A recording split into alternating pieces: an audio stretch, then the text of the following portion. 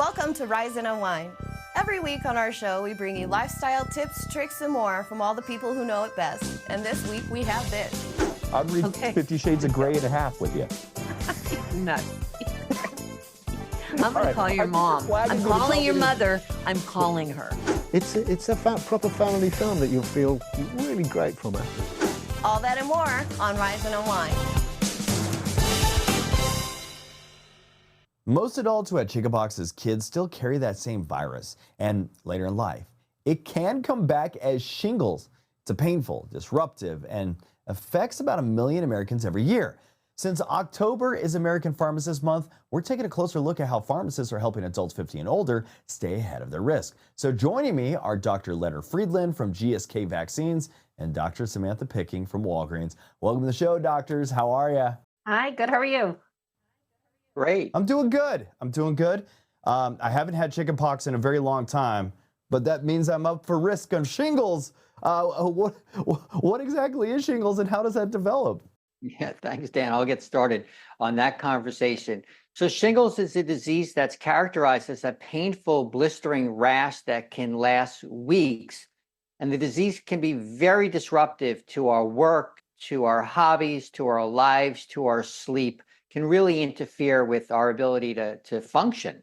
Now, the disease is caused by a virus. It's the herpes zoster virus. And as you mentioned, that's the very same virus that causes chickenpox, a disease we associate with childhood.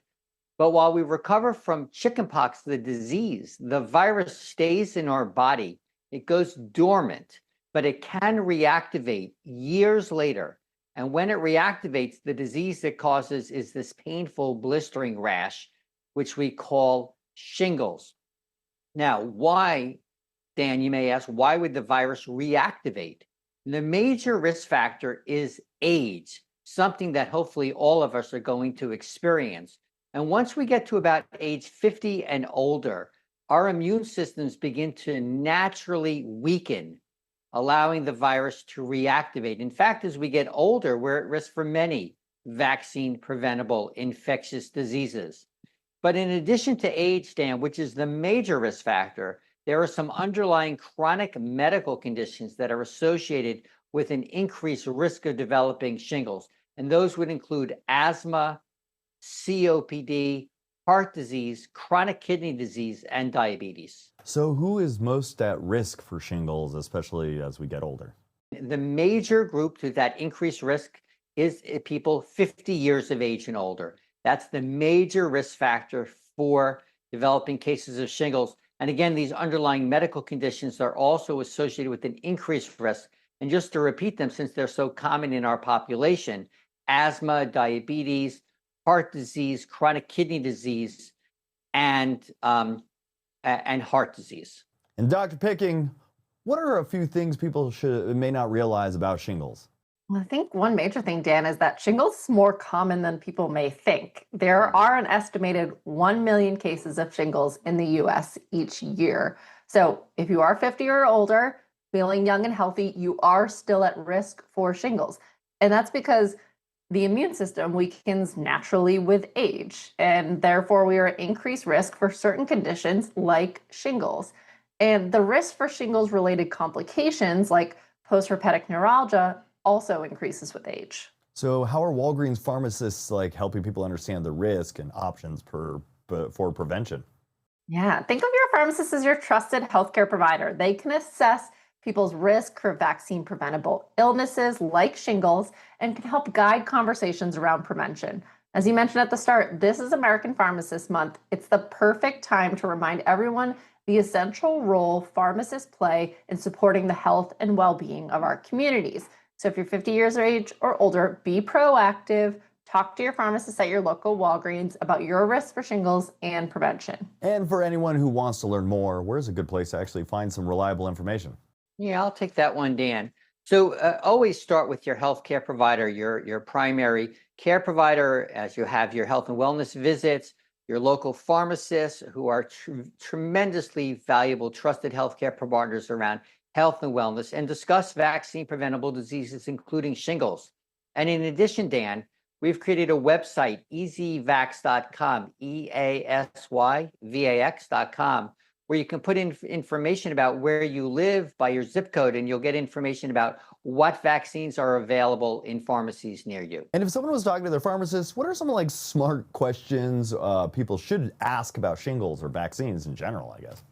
It's a great question. Well, your pharmacist is your community health partner, so consider them that. They're there to support you and can answer any questions you may have. So feel free to ask your pharmacist at Walgreens about ways to help protect yourself from conditions like shingles. And the fall is a great time to do this. We have a busy holiday season coming up. You don't want a condition like shingles to interrupt your holiday plans.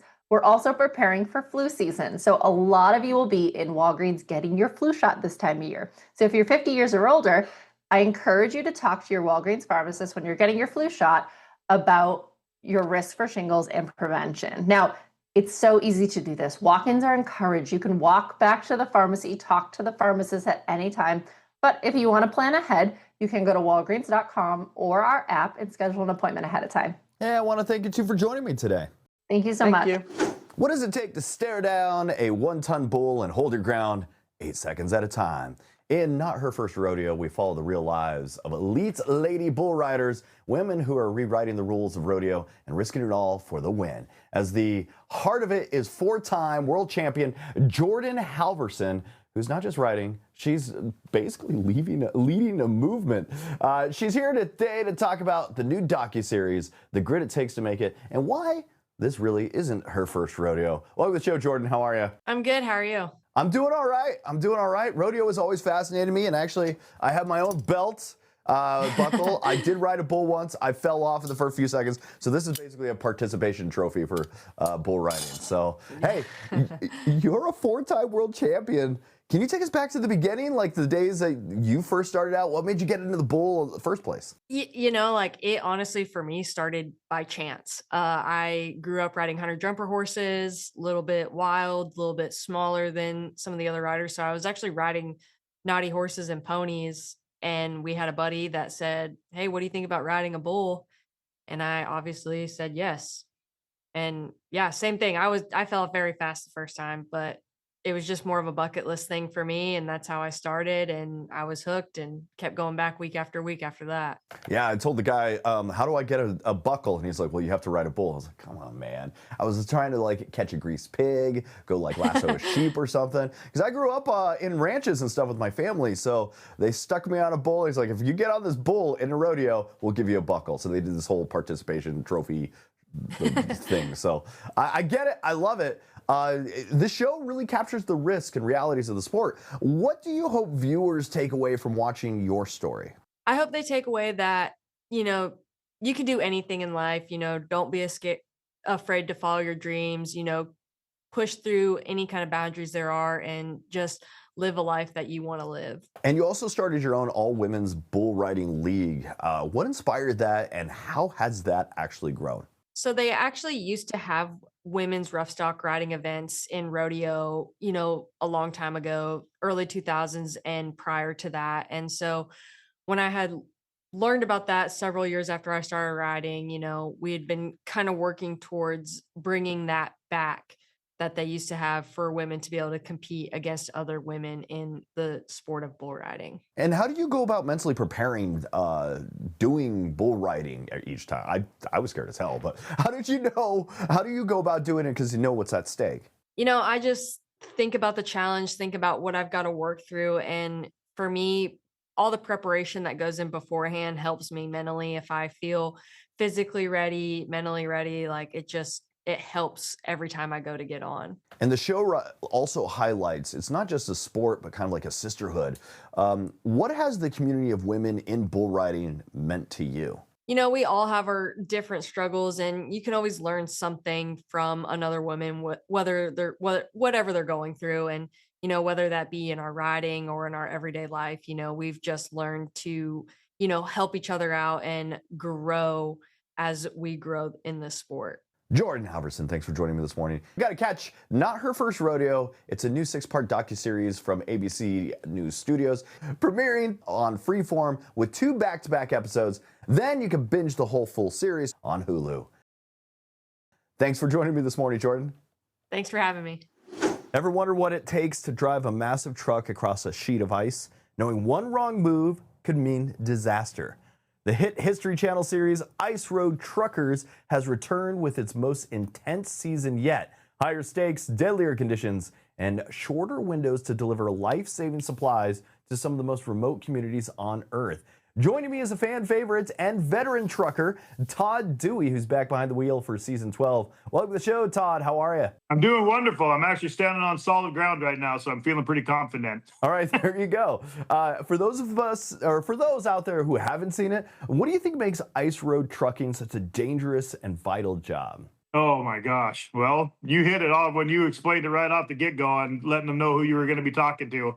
It starts out from day one and it don't stop until the season's actually over with and you're on a plane flying home. I mean, what it takes to be an ice road trucker is a whole lot of crazy and a lot of trucking skills and a lot of years behind the wheel. That's what it honestly takes. And, we go up there and fight Mother Nature like nobody's business, from snowstorms to thin ice to losing your loads to truck breakdowns. And there's some things that happened this season. I know that we've had lots of other seasons and lots of things have happened, but I don't know why or for what reason, but things happen on this season that have never happened before. We had trailers going losing oversized loads. Some of the worst weather conditions I think we've ever been faced with up there, including very thin ice due to climate change, and a very short window to get a lot of loads in these communities. And what people don't understand is they're like, well, you're just driving down the road and just delivering a load. It's not like that. It's what we got to go through to get these loads into the community. Some people say, well, why is it worth it? Why do you want to go out there and risk your life and just to drive on an ice road and drive across the ice? Well, I tell you what, when you battle Mother Nature the way we got to battle it, and you get that load into the community, and these communities come out, and it's like Christmas time to them, and the little kids come up and they give you a hug and they're so excited to be getting their new bike, maybe that's in their load of supplies, or their food that they need for the remainder of the year after the ice roads, when they all melt and they go away, that's the only access they have to get these supplies. So when I stop and think of my kids or my granddaughters going without food or supplies that they need to live throughout a year, that's how important it is. And they show their appreciation when you show up there, and it makes it all worthwhile. And you face some brutal hauls. What's the toughest one that sticks with you? Oh my gosh, there's been so many over the hauls. I can't give any away this year. You're going to have to put your seatbelt on and buckle up and watch a show and go for a crazy ride of this. But there has been so many. There's been so many times that I think I broke a couple records over the years for some of the heaviest hauls on the ice, and there's been a lot of situations. There's been a lot of scary moments. Let's put it that way. And season 12, it marks really a big return after a long hiatus. What's it been like getting back on the ice kind of this time around? Oh, I was nervous. I'm not going to lie to you. I after having 8 years off and spending and doing a little family time and doing some graduations with my daughters and getting my new grandbabies and doing all that, and then getting the call to go back up after 8 years of not being on the ice, I was nervous. I'm not going to sit here and BS you. I was like, oh my gosh, because then you get flooded with all those emotions of knowing what's about to happen, how thin the ice can get, Mother Nature, the snowstorms you're going to get yourself into. Am I going to be able to get these loads? And do I still have what it takes to be an ice road trucker? And so the first couple of 2-3 runs up there, I was nervous like nobody's business, thinking, oh my, because it just flooded with emotions. The second I hit that first ice road, I was like, oh my gosh, I cannot believe I'm here and doing this again.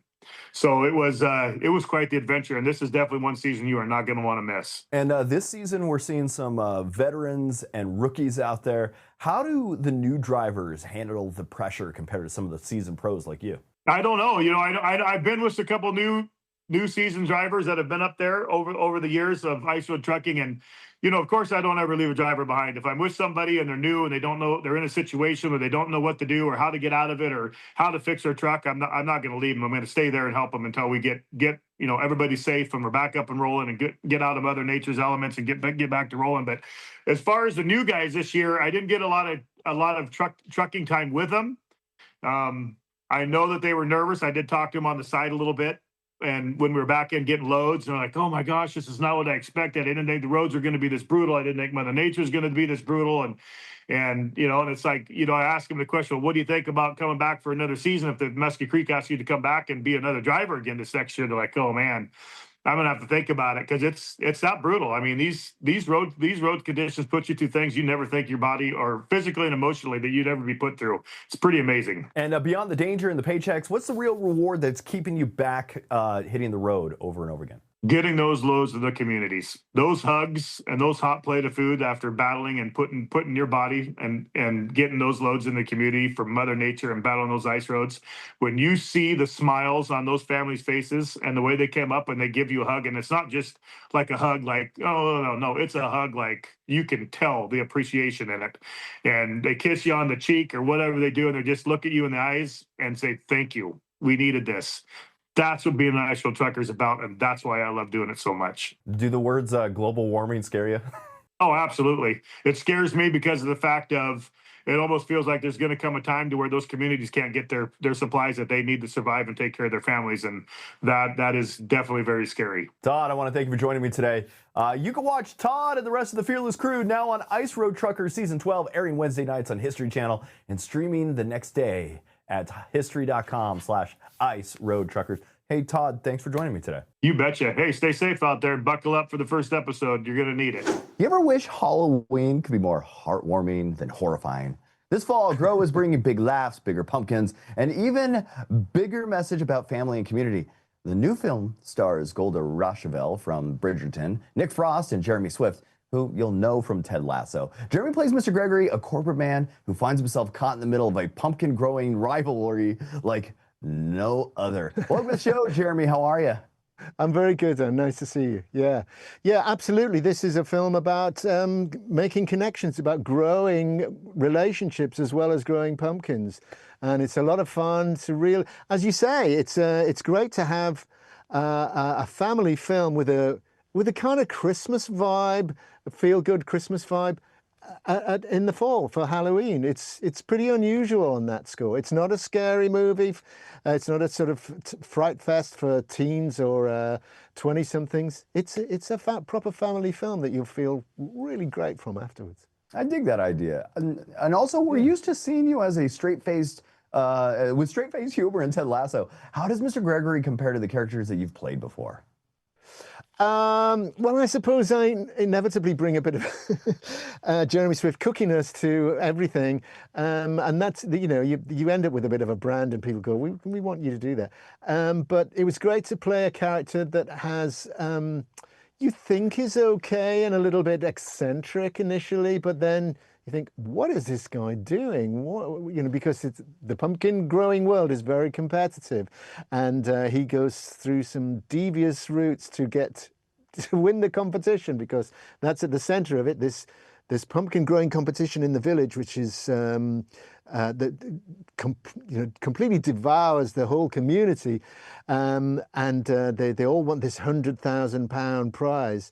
And there are all sorts of facets. There's posh people, privileged people who are sort of cheating, and there's people growing pumpkins on their allotments, and there's Mr. Gregory who's growing his in a laboratory. It's a great role. I got to wear a white lab in a crazy laboratory with a huge pumpkin. What's not to like? And the movie also features some familiar faces: Golda Roshevelle, Nick Frost, even the new Harry Potter actor, Dominic McLaughlin. What was the energy like on set with the cast? It was fun. It was fun all the time, and it was really, really directed well. And there was no tension on set, and and as a kids' film, when young people are on set, you want them to feel safe and feel confident so they can bring their A game, and they're usually inexperienced. These two kids had no experience of filming. They'd never been on a film set before, and you can't believe it because they've only been on the planet 5 minutes that they can do what they do, and so it was it was an appropriately warm, fun experience on the set as well. And at its heart, this story about it's kind of a story about connection and finding joy in unexpected places. What do you hope audiences, especially families, take away from Grow? Well, I hope that it brings, because families will be going to it, I guess, together, and I hope that they think maybe it reverberates with them afterwards that maybe I should reconnect with that cousin who I haven't talked to for 2 years, or we always got on, let's find our connection points and people that you may have distanced yourself from. Why have you distanced yourself from them? Get back in touch. It's you'll feel better. They'll feel better. All right. That's the lesson that we've learned today. Reconnect right before holidays.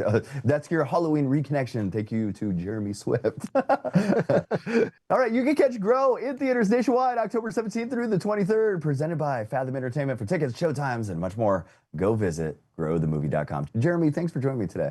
That's an absolute pleasure. Great to talk to you, man. You have no idea how nervous I am right now. I am like, Nervous? I'd never You're get nervous. nervous. You're Yes. nervous. What about Yes. me? I'm more nervous. Are you? So That's I good. win. That's I good. win the nervous case. I keep telling people, hey, I got Diane Keaton. I'm going to talk to her on Monday. They're God, like, why would you spare want to me. talk to you? And I'm like, good point. Good point. No way. No I think way. they're all just messing with me, but I think that's all part of the charm. All right, I'll start this off. Okay. I don't know. I think I like how the beginning is going. I was going to start off and say, I love coming of age stories. I love stories that are like people trying to figure out their sex life and coming to age. And a lot of the times it's usually like college kids. But But this let me time ask it's a you little something. different. Is there no sex life when you're old? That's the thing. Is You're that the one that's saying sex life. You're telling me, yeah, what is the age there? What? No, I'm not saying that. What I'm saying is this is in the same vein as all of those coming of age movies, and I was too dumb to even think about it until I started watching. I'm like, this is just a coming of age movie, and this is awesome. As a 42-year-old man that's sitting there to watch on, okay, I got to watch the book club. I watched all of them I watched both of them this weekend in a row, and I was actually thrilled. I laughed. I even cried in moments, and I just realized that this is just a cute, fun series that I was missing out on, and it was all my own fault. So I have to say thank you guys for making this and putting it together, and such an incredible crew and cast, and a brand new director, Bill Holderman. He had to step in and with all these actors. I think I see them both as one big movie. That's what happened this weekend because I saw them both back to back. You're interesting.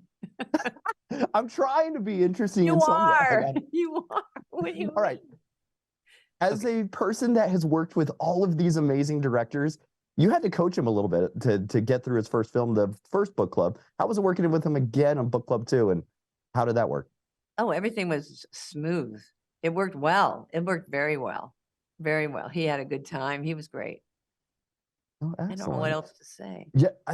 Okay. I told my mom that I was going to interview you, and she was like, oh, let's talk about your mom. I'm interested in that. All right. No, that's the whole point, is that she, her husband of many years just passed away a few months ago. Oh, and this is all just like, and that was my dad. And I was telling her I'm going to interview Diane Keaton. She's a huge movie fan. And out of the one movie, she said, I loved her in that movie, Baby Boom. And I had no idea what she was talking about. I was like, what, Baby Boom? She was like, yeah, it's an amazing movie. She was this really important businesswoman that had her act together. And then one of her family members she gets a baby, and then she has to like change her life to be both a mom, but still. That's one of my earliest. And you know who was the director of that? Nancy Myers. Who? Nancy Myers. Oh, Nancy Myers. Sorry, I it was. She was. Yeah, I mean, she and her husband, they really made that movie. That really was a change for me in my life. It was great, and they were really good. Nancy in particular. I know Nancy. I love her.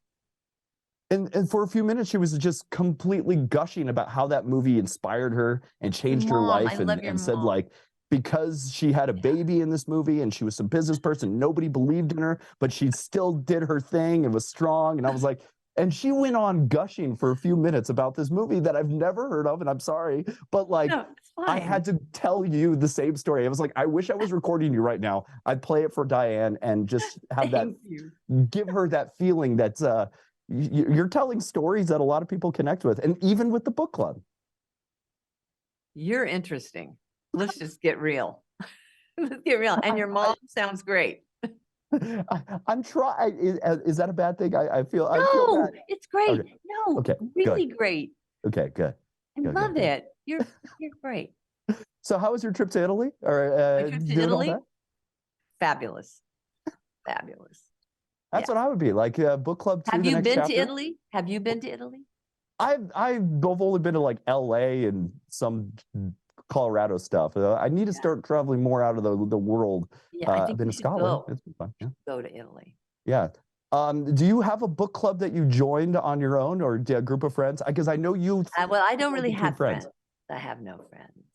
You have no friends? No, I'm lying. Yeah, I have some friends, but I don't go to clubs or, hang out with a lot of people that are women. That I don't have that. But I have friends. I have women friends. Mm-hmm. Will you apologize and say, yes, Diane, of course you have so many nice friends. I believe that you have a ton of friends, and I would love to be your friend. I'd even join a book club with you. I'd read 50 Shades of Grey and a half with you. You're nuts. I'm going to call your I think your mom. flag is I'm gonna calling tell your me to- mother. I'm calling her. You could. I'll give I'm you her going to number, call and then her. she'll be like, You "Who is give this?" me the phone number, and I'll call her and tell her what I think. Well, thank you. Do you know what? I'm gushing because all of my questions just crashed. I knew that was going to happen when I got on here. Diane Keaton, I'm nervous. I'm like talking to one of the most wonderful humans on earth in film and You're interesting. Dan, we're out of time. We gotta wrap this up. All right, looks like they're kicking me out. I'm sorry, Diane. I had all these questions, but just like my brain exploded when I started talking to you. I didn't know where to begin. Thank you. I love you. You're an icon of cinema. Thanks for joining me this morning. Check out Book Club, The Next Chapter. It is in theaters now. Has Diane Keaton, Jane Fonda, Mary Steenburgen, Candace Bergen, Andy Garcia, Don Johnson, Craig T. Nelson, and many more. If you haven't seen the first Book Club, go back and watch that one as well. They're both 2 cute movies that have basically 4 friends come together and tell their stories, and their bond is just really fun and cute. So definitely check out Book Club, The Next Chapter. It's in theaters now. Thank you. Goodbye. Goodbye. Thanks for watching Rise Unwind. Please visit us on our website at riseunwindtv.com. Follow us on our socials and subscribe to our YouTube at Rise Unwind. And thanks for tuning in. You take care. We'll see you next week.